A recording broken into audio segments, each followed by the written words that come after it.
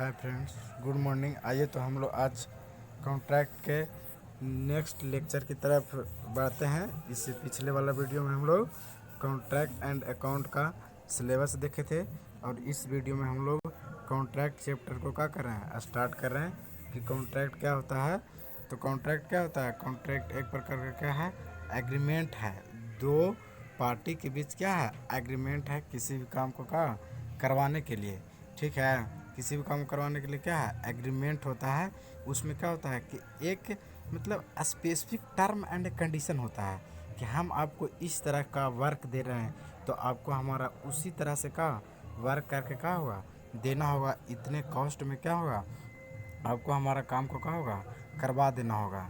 ठीक है, तो उस तरह से जो दो लोगों के बीच एग्रीमेंट बनाया जाता है उसी को हम लोग क्या कहते हैं, उसी को हम लोग क्या बोलते हैं, उसी को हम लोग क्या बोलते हैं, कॉन्ट्रैक्ट बोलते हैं। ठीक है, अब देखिए जो कॉन्ट्रैक्ट होता है ना, क्या जो कॉन्ट्रैक्ट होता है वो क्या होता है कि लीगल होता है। ठीक है ना, लीगल और वैलिड होता है। क्या होता है, लीगल और वैलिड होता है, दो पार्टियों के बीच का होता है।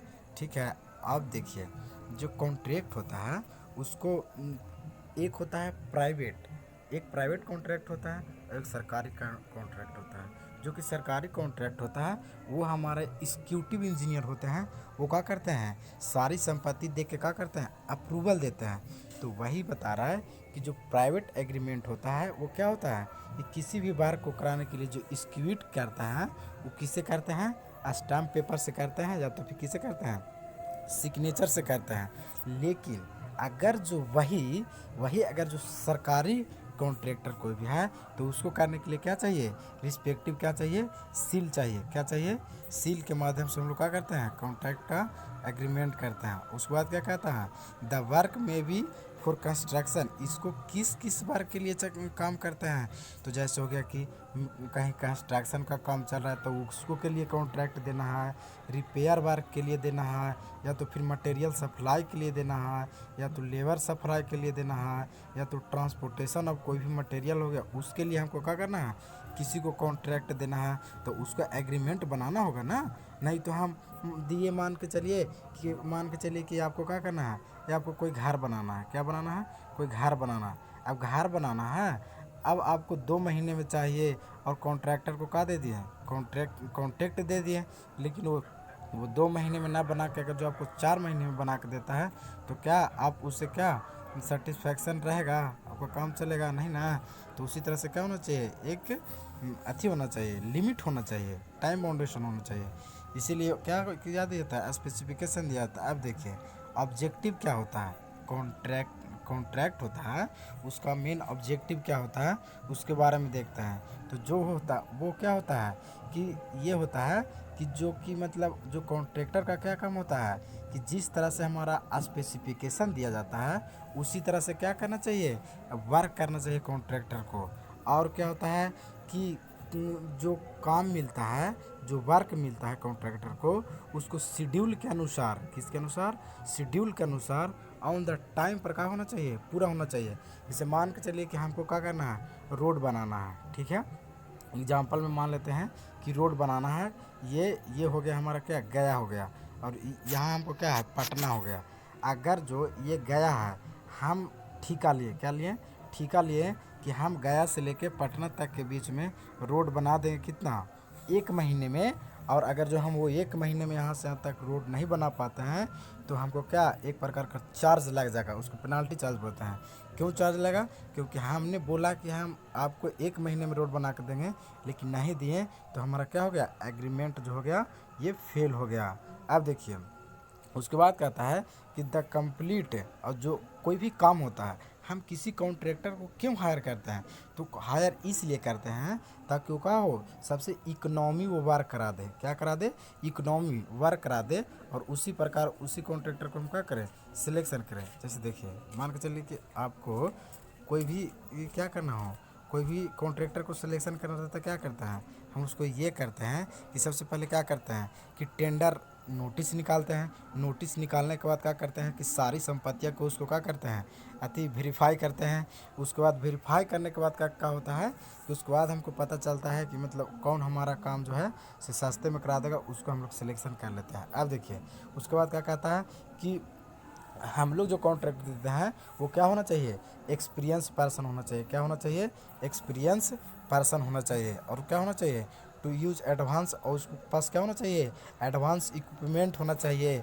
एडवांस इक्विपमेंट होना चाहिए और टेक्निक होना चाहिए एक्सक्यूशन ऑफ वर्क के लिए होना चाहिए।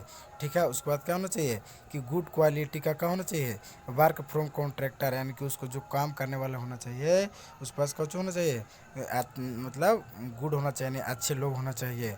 उसके बाद क्या होना चाहिए, उसके बाद रिक्वायरमेंट ऑफ वैलिड कॉन्ट्रैक्टर, यानी कि एक वैलिड कॉन्ट्रैक्ट के लिए क्या क्या हमको रिक्वायरमेंट होना चाहिए उसके लिए हम लोग देखते हैं। तो देखिए उसके लिए क्या क्या होना चाहिए, तो कॉन्ट्रैक्ट इन राइटिंग, यानी कि कॉन्ट्रैक्ट जो होना चाहिए वो कैसा होना चाहिए, राइटिंग होना चाहिए। क्या होना चाहिए, राइटिंग, यानी कि ये लिखा हुआ होना चाहिए। दो तो वही कहता है कि the contract should be writing and sign by both party, यानी कि जो कॉन्ट्रैक्ट होता है उसे दो पार्टियों के बीच क्या होता है कि सिग्नेचर होता है। क्या होता है, सिग्नेचर होता है, तो वो वैलिड होता है। फिर उसके बाद क्या कहता है, the exact name must be the written and sign, यानी कि जो एग्जैक्ट क्या होता है कि साइन सिग्नेचर होना क्या होता है, अति आवश्यक होता है दो लोगों के बीच। उसके बाद देखिए दूसरा में क्या आता है, टेस्टेड बाय विटनेस। क्या होता है, टेस्टेड बाय विटनेस। तो इसमें देखिए क्या होता है, इसमें जो होता है सो दो पार्टियों के बीच साफ साफ शब्दों में सिग्नेचर होता है। और सिग्नेचर होने के बाद क्या होता है, फिर उसके बाद किसी ऑफिसर या किसी अन्य पार्टी के सामने भी क्या होता है कि ये मतलब वैलिड होता है। उसके बाद कहता है कि the seal of the department is also fixed on the agreement, यानी कि क्या होता है कि किसी भी डिपार्टमेंट क्या होता है, फिक्स होता है। क्या होता है, ये फिक्स होता है। अब देखिए उसके बाद क्या होता है, वही कहता है can be enforceable in court law, यानी कि कितना 3 नंबर पे क्या होता है कि इन कोर्ट लॉ, यानी कि जो हम लोग कॉन्ट्रैक्ट जो देते हैं किसी को तो उसमें क्या होता है कि अगर जो हमारा सही टाइम से कोई वर्क नहीं कराया तो हम उसके ऊपर केस कर सकते हैं। हम उसको और कोई पेनाल्टी चार्ज लगा सकते हैं। क्यों लगा सकते हैं चार्ज, इसलिए लगा सकते हैं कि हम किसी को कॉन्ट्रैक्ट दिए, ठीक है, वो हमारा वर्क नहीं कराया, चला गया, भाग गया, तो इसके लिए कुछ होना चाहिए ना एग्रीमेंट। तो वही क्या दिया हुआ है इसके लिए। अब देखिए इस तरह से हो गया। पार्टी मस्ट बी कम्पिटेंट, ये तो हो गया। तो अब देखिए आगे देखते हैं। 4 नंबर में है पार्टी मस्ट बी कम्पिटेंट, यानी कि पार्टी को क्या होना चाहिए, कम्पिटेंट होना चाहिए। ठीक है ना। अब देखिए इस तरह से हो गया, कम्पिटेंट हो गया 4 में कि पार्टी साइनिंग होना चाहिए। अब देखिए आगे देखते हैं हम लोग।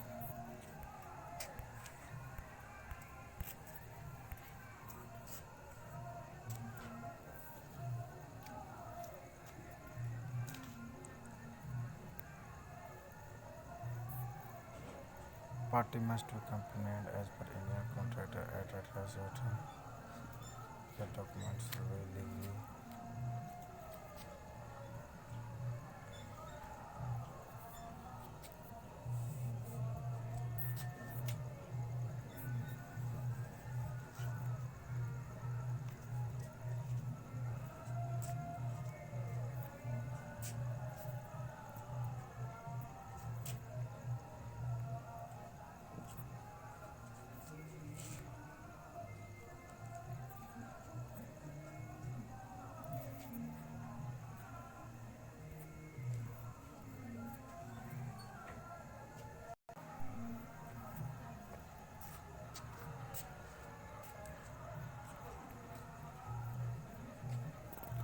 अब देखिए तो इस तरह से क्या होता है कि 4 नंबर में क्या है कि पार्टीज मस्ट बी कम्पिटेंट, यानी पार्टी को क्या होना चाहिए, कम्पिटेंट होना चाहिए।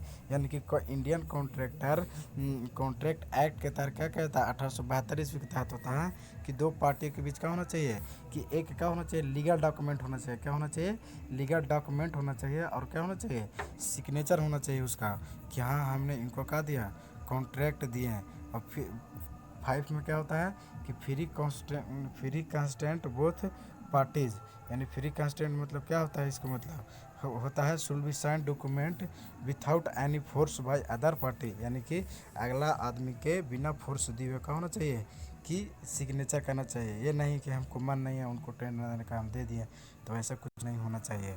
अब देखिए आगे क्या कहता है, आगे अगला है कि सब्जेक्टिव मैटर, और उसको क्या होना चाहिए, सब्जेक्टिव मैटर होना चाहिए कि हम आपको क्या होना चाहिए, इसलिए क्या दे रहे हैं, इसलिए कॉन्ट्रैक्ट दे रहे हैं, तो भी होना बहुत का चीज़ इंपॉर्टेंट है।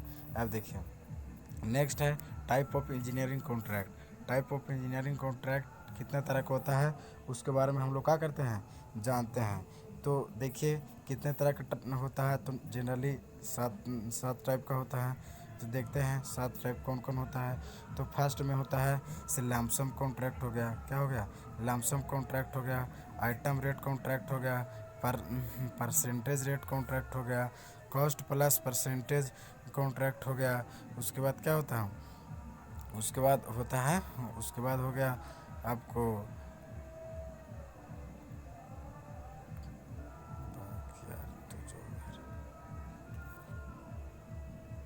अब देखिए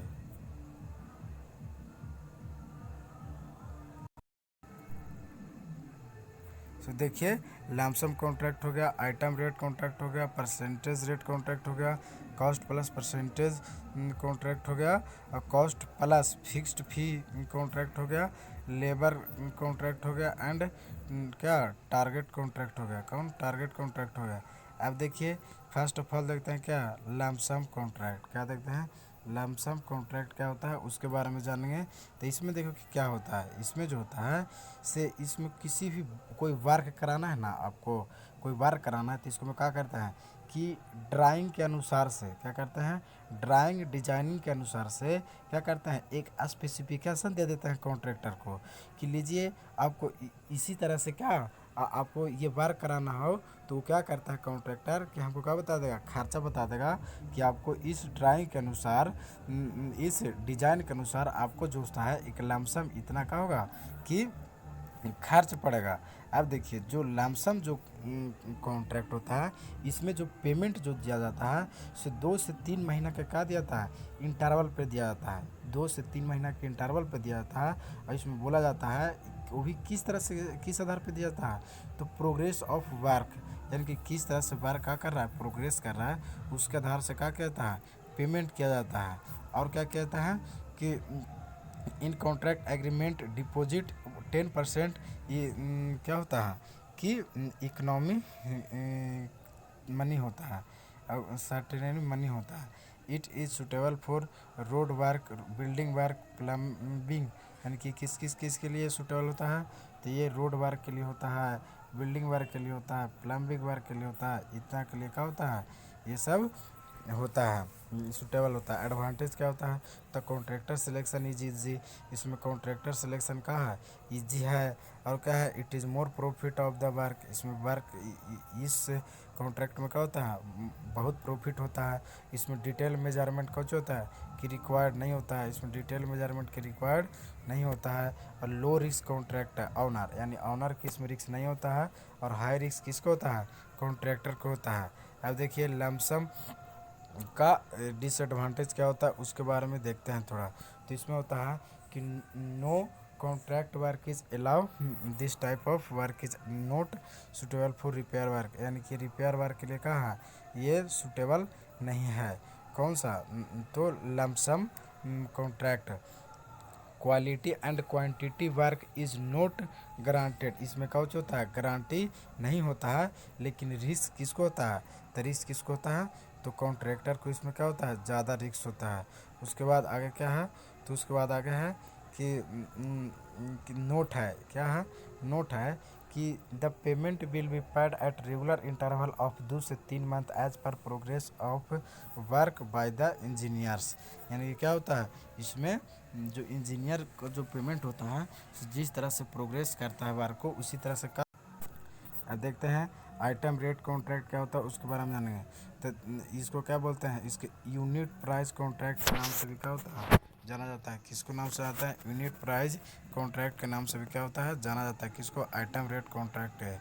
ये क्या होता है, ये होता है से क्या होता है, ये इंडिविजुअल आइटम वर्क के लिए करते हैं। क्या होता है? इंडिविजुअल आइटम वर्क करते हैं ये। और ये ऑन द बेसिस ऑफ, किस पे बेसिस होता है? तो quantities of supply by department. ये डिपार्टमेंट पे क्या होता है कि किस तरह से सप्लाई करना है आइटम को, उस पे क्या होता है कि ये निर्धारित होता है। और इसमें क्या होता है कि इसमें जो होता है से जो पैसा को जो पेड किया जाता है से एक्चुअल मेजरमेंट के आधार पर क्या किया जाता है, पैसे को पेड किया जाता है। This is fair for both parties. और दोनों पार्टी के बीच क्या होता है कि फेयर होता है। क्या होता है? फेयर होता है।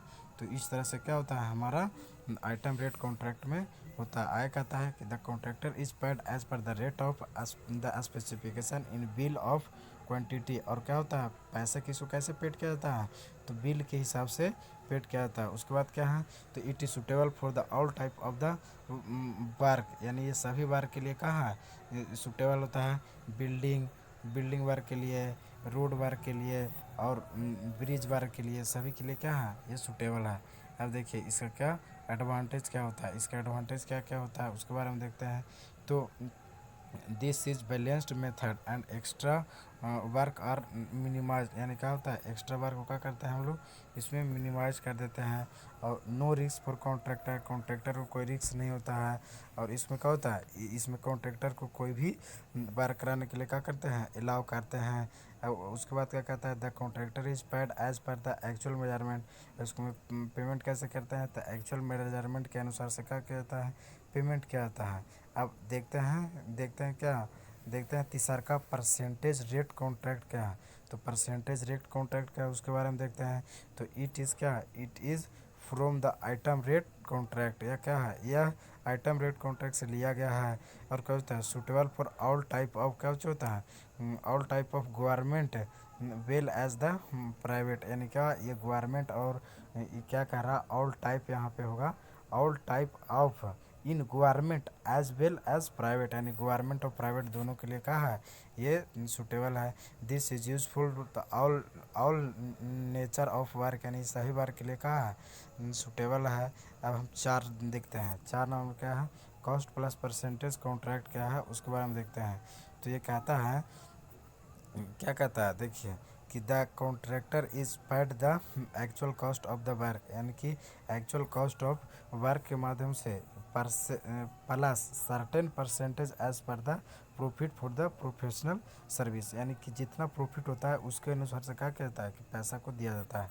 और not suitable for government work, ये गवर्नमेंट वर्क के लिए सुटेबल नहीं है। सुटेबल फॉर प्राइवेट वर्क, ये प्राइवेट वर्क के लिए कहाँ है सुटेबल है। No extra item to be used, इसमें क्या होता है कि कोई एक्स्ट्रा आइटम यूज नहीं करते हैं। अब उसके बाद देखते हैं 5 नंबर में देखते हैं कॉस्ट प्लस फिक्स्ड फी कॉन्ट्रैक्ट क्या होता है उसके में देखते हैं। तो जो ये कॉन्ट्रैक्ट होता है से ये actual cost of work plus certain fixed amount as this. यानी कि क्या होता है कि एक्चुअल मतलब कितना काम हो रहा है उसके अनुसार से ये इसमें पैसे को पेमेंट किया जाता है। और ये क्या होता है कि note increase cost of work. यानी कि जो वर्क होता है उसमें कोई भी पैसा को क्या होता है इंक्रीज नहीं किया जाता है कि नहीं इतना खर्चा हुआ तो उतना देंगे, ऐसे नहीं होता है इसमें।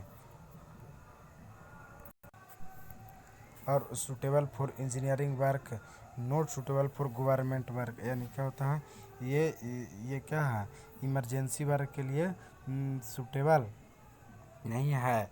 उसके बाद देखिए उसके बाद है क्या कॉस्ट प्लस वेरिएबल फी कॉन्ट्रैक्ट एक होता है 6 नंबर में। तो ये क्या होता है कि ये in this type of contract the contractor will be paid the actual cost of work. यानी कि एक्चुअल कॉस्ट ऑफ वर्क को हम कैसे कहते हैं जितना काम होता है उतना पैसा देता है contractor. Contractor percentage is link with cost of construction. यानी कि कंस्ट्रक्शन किस तरह से हो रहा है उसको से लिंक है। कॉन्ट्रैक्टर इज मोर प्रॉफिट, इसमें क्या होता है कॉन्ट्रैक्टर का होता है ज़्यादा प्रॉफिट होता है। एक क्या एक 7वां क्या है लेबर कॉन्ट्रैक्टर क्या है लेबर कॉन्ट्रैक्टर। तो ये क्या कहता है in this labour contractor the contractor undertake contract for labour portion only. ये क्या कहता है, ये सिर्फ लेबर के लिए क्या होता है, लेबर सप्लाई करने के लिए ये कॉन्ट्रैक्ट का यूज किया जाता है। This method is very popular. The material are supply by the owner और डिपार्टमेंट। ये क्या करता है, कहता है कि जो ये जो कॉन्ट्रैक्ट होता है किसके लिए सब होता है, मटेरियल सप्लाई करना है, लेबर सप्लाई करना है, उसके लिए वेरी वेरी पॉपुलर होता है। उसके बाद क्या कह रहा है कि the contractor has to make one agreement for the supplier of our tool plants setting material it is required for the work। यानी कि क्या होता है, एक ही एग्रीमेंट होता है जितना भी मटेरियल होता है उसके लिए। एक और कॉन्ट्रैक्ट होता है डेमोलिएशन कॉन्ट्रैक्ट। डेमोलिएशन कॉन्ट्रैक्ट क्या होता है, इसके बारे में देखते हैं। This is a simplest type of contract in which the owner invite tender for the domination of existing structure. यानी कोई स्ट्रक्चर को हमको तोड़ना है, जैसे हम मान के चलिए कि बिल्डिंग बनाए, और बिल्डिंग बनाए आप अपना घर को, तो घर जब खराब होने लगता है तो उसको तोड़ने के लिए भी तो कॉन्ट्रैक्ट दिया जाता है। तो उसी के बारे में क्या कह रहा है, अब देखिए कह रहा है कि this contract include the domination और the removal of the structure और कंपिटेंट पार्ट। यानी कि जो क्या होता है, आपको कोई स्ट्रक्चर जैसे तोड़ना है तो उसके लिए आप कॉन्ट्रैक्ट देते हैं ना जी, कि ये घर हमको तोड़ना है और एक न्यू घर का क्या करना है, निर्माण करना है। तो उस तरह से क्या करते हैं, आप अपना घर को तोड़ते हैं, इसको तोड़ें और इसको क्या कि निर्माण कराना है, तो कॉन्ट्रैक्ट दीजिएगा ना किसी को, तो वही बोल रहा है। अब देखिए, और एक और होता है 9 नंबर में टारगेट कॉन्ट्रैक्ट। कौन होता है, टारगेट कॉन्ट्रैक्ट। टारगेट कॉन्ट्रैक्ट क्या होता है, it is a combination of advance of the cost plus percentage of cost plus fluctuating fee contract होता है। The contractor paid on the cost plus basis of the work. यानी कि जिस तरह से वर्क होता है उसके अनुसार से क्या होता है कि पेमेंट किया जाता है। The payment is made on the basis of the actual work. और इसमें पेमेंट करते हैं किस पे, एक्चुअल वर्क के हिसाब से इसमें पेमेंट करते हैं। एक होता है नेगोशिएटेड कॉन्ट्रैक्ट। तो क्या होता है कि when a contract is given by the negotiation is known as negotiated contract होता है। और क्या होता है, not suitable for PWD. PW के लिए डी के लिए कुछ होता है, पब्लिक वर्क डिपार्टमेंट के लिए ये सुटेबल नहीं होता है। और देखिए क्या होता है, this type of contract is suitable for our time is importance. इसमें क्या होता है कि टाइम कुछ होता है, इसमें इम्पोर्टेंस होता है। क्या होता है, इसमें टाइम बहुत इम्पोर्टेंस रखता है। एक और होता है, अब देखिए, अब एक होता है क्लासेस ऑफ कॉन्ट्रैक्ट। तो इसके बारे में हम लोग क्या करेंगे, कल अध्ययन करेंगे। तो इसी तरह से आर उजाला क्लासेस पे आप लोगों का स्वागत है। इसी तरह से वीडियो को देखते रहिए और नेक्स्ट पार्ट कल मिलेंगे, जो कि कल कॉन्ट्रैक्ट को पूरा कर देंगे और पूरा कॉन्ट्रैक्ट एंड अकाउंट को पूरा सिलेबस करा देंगे ख़त्म 1 से 2 हफ्ते के अंदर अंदर।